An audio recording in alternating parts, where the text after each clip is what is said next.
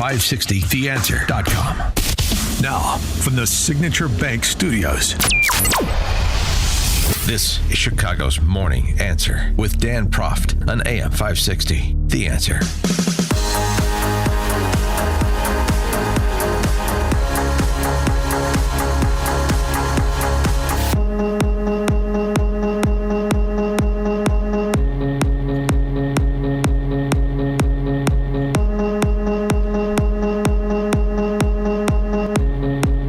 Top of the morning, Dan Proft here, and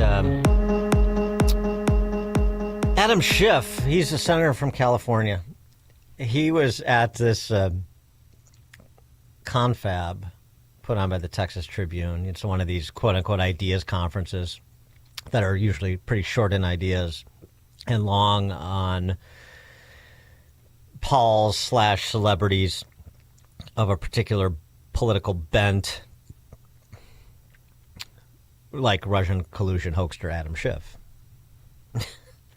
But this is what these politicians do. They commit the most egregious frauds on the American public. They say the most incendiary things about their political opponents, most uncharitable things, most untrue things. And then they go to button-down conferences with serious, thoughtful people and string cliches together like this. It's sickening. That attitude that if you can make a president or a party unsuccessful, no matter what damage it might do to the country, because it's good politics, we have to get past that ruinous idea. We have to figure out a way to stop viewing each other as our enemy. And that solution will come when we figure out how to be better consumers of information again, how to determine what's true and what's not true, how to stop rewarding advertising behemoths for dividing us the way they do. That kind of pathological lying is sociopathic. The complete disconnect between your own conduct and your prescription for our politics. I mean, I'm desensitized to it, as I'm sure most of the people listening are. You're desensitized to so much rhetoric of the politician. Not everybody is, though. That's part of the problem. But, I mean, Adam Schiff really is next level. I think even some on the left have to roll their eyes or just look at him with fawning admiration for how easily he does the things he does, only to turn around and say things like that. I want a psychological diagnosis on that profile, much more than the Chardonnay Antifa housewife in Glen Ellen who can't get through a day without screeching about Trump to one of her her fellow members of the local coven.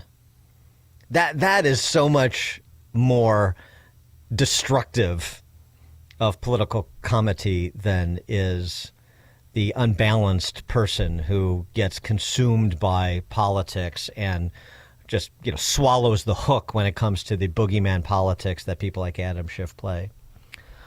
Well, let's talk about the uncharted mind. Joining us now, Jonathan Alpert. He is a psychotherapist practicing in New York and Washington, author of Therapy Nation, which is forthcoming next year.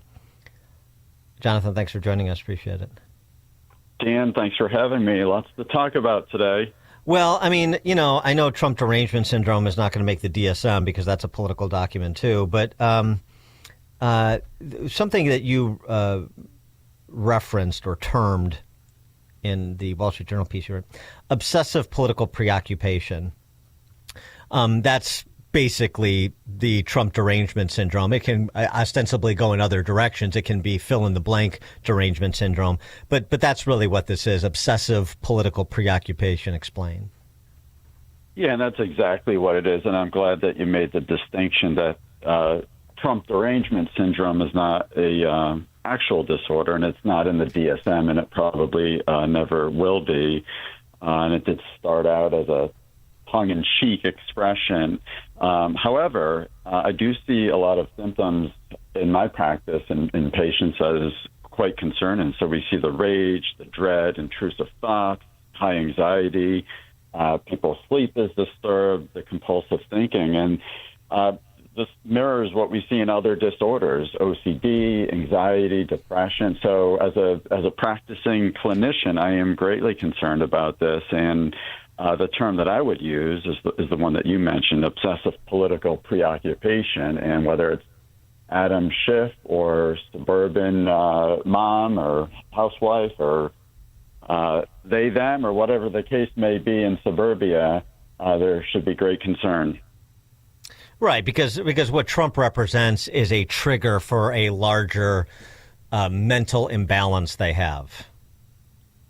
Yeah, and that's one of the things that I said in the Wall Street Journal piece, that it's not necessarily or specifically Trump, but he's more of the trigger or what he represents.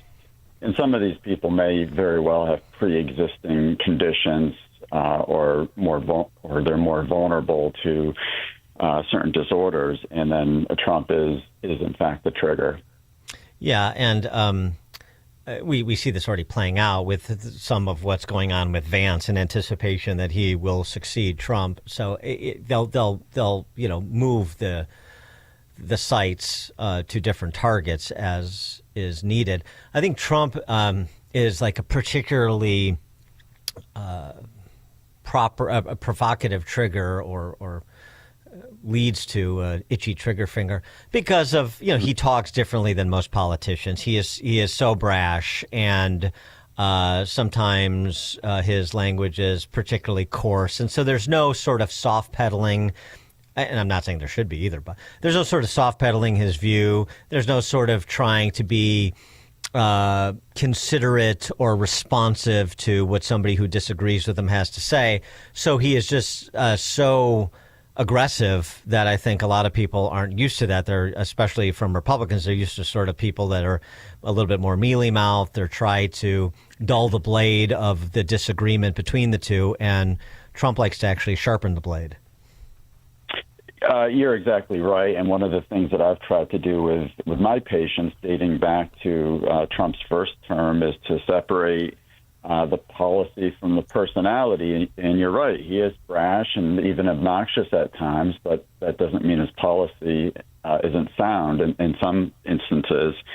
And that's what I would try to get people to understand, separate that brash personality from some of his policy. But they couldn't. They were so consumed by Trump, the man, that they just couldn't see the policy or see some of what was actually working. Well, now this is not to say that people haven't moved, though, too. So, like, we've seen all sorts of posts on social media after Trump essentially was the instigator of peace in Gaza and the return of the hostages. And you saw a lot of people saying, I've changed my position on Trump after him playing the role of peacemaker and getting hostages returned. People that obviously are particularly motivated by an affiliation or support for the state of Israel. Fine. So you see that happen. You've seen that happen too, obviously with wide swaths, not majorities, but still big numbers of black and Latino voters that didn't vote for Trump in 16 or 20, but did in 2024. And some of it was because of the criminal justice reform measures. Some of it may have been because of the historic investments he made in historically black colleges and universities, and so on and so forth. I mean, there's all kinds of reasons. So people move around, but there is this cadre of people, and I assume you've come into contact with them, you're sort of describing them in your practice, which, I mean, really, there's no point in speaking with them. They're just going to have to come out of this psychosis at some point on their own, if ever. But I mean, they're not going to be reasoned with. There is no point to it. I agree. There's a hyper fixation on President Trump, and they can't shake their thoughts. They just can't move away from that. And I've said for a long time now that Trump could find a cure for cancer, and they would still find a reason to hate Trump. And we saw that play out with the peace deal. He did help achieve peace overseas, and people still can't accept that or reject Trump as the president. So these are pathologies that these people will live with, and we'll see what happens in 3 years. But as you mentioned earlier, they may just transfer the pathology onto his predecessor. Well, sure. It's like the acolytes of the idiot circles and the mask wearing during COVID. I mean, they stopped doing it. Most of them, not all. Most of them stopped doing it, but they didn't suggest that they had done anything wrong. They thought that everything that Tony Fauci said was proper and correct, and that people who didn't get vaxxed are bad people, and so on. So they didn't change any of their positions. They just moved on to a new target, whether it's Jews or climate apocalypse or Trump or all of the above. They just move on to something else to direct where they can direct their obsession. Yeah, there's a new object of the pathology, and that's part of what makes this a culture-bound syndrome, and it's made worse. It's reinforced by social media, by partisan news, and even by some therapists who are creating this echo chamber and validating the patient's misinformation or false beliefs. If a patient comes in and tells me that they think that Trump is Hitler or a Nazi, or he's rounding up the gays and shipping them off to a faraway land, I'll challenge the person. I won't necessarily slam their thoughts, but I'll challenge them and ask how they derived at this, and gently try to pull them away from the belief system, the false belief system. Sometimes I'm successful, other times it is a lost cause. I mean, is part of this like again? Let's talk about the people that are reachable. We all, I think, have some experience with the people that are clearly unreachable. Many within our own families. The people that are reachable. How do you get to them? Is it like what you're really? I'm just suggesting this as an armchair psychotherapist. So what you really want is validation for your views. And so the way to get validation for your views is to be particularly pronounced on social media or in a small group setting where you're among the like-minded in a social circle where you live. And so it's so much of this is performative. So maybe you need to think about why you need outside validation so much. You're absolutely right. I mean, these people are craving the validation. They're surrounding themselves with like-minded people, and that's what creates this echo chamber. So whether you're a armchair therapist or a real therapist, if you can gently challenge their belief system and ask, why do you think that? Where's the evidence that supports this belief that Trump is evil or Hitler? And if you can gently pull them out of that, you may actually get somewhere with them. But as you said, some people are stuck in their ways, and it's impossible to reach them. Have you ever have you moved somebody from derangement to like civil rational disagreement? I have. I've helped move people from obsessive political preoccupation to learning how to make Trump less dominant in their life, so it's not keeping them up at night. And sometimes just cutting off the news or not looking at certain sites online can make a big difference for these people. Jonathan Alpert, psychotherapist practicing in New York and Washington, author of Therapy Nation. That's a book that is forthcoming in 2026. His piece in the journal is Trump Derangement Syndrome Real, which we've been discussing. Jonathan Alpert, thanks so much for joining us. Appreciate it. Thanks, Dan. I appreciate it. Take care. You too. And he joined us on the Turnkey.pro answer line. It's like a hot, steaming cup of information to start your day. It's Chicago's Morning Answer on AM 560. The Answer. Hi, this is Sean Thompson.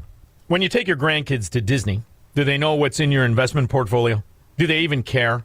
They're busy having a great time, and you're busy making memories. At Alpha Wealth Group, Tom Fortino understands the nuts and bolts of retirement planning. The investments, the stock market, taxes, Social Security, Medicare, and much more. But think about it. What are you really trying to do here? Is your goal to beat the S&P, or is your goal to make memories with your family? At Alpha Wealth Group, their goal is to give you the confidence to spend in retirement without the fear of running out of money. Call Tom Fortino and the team at Alpha Wealth Group to learn more. You can do it today. Call 630-864-6711. The number again, 630-864-6711.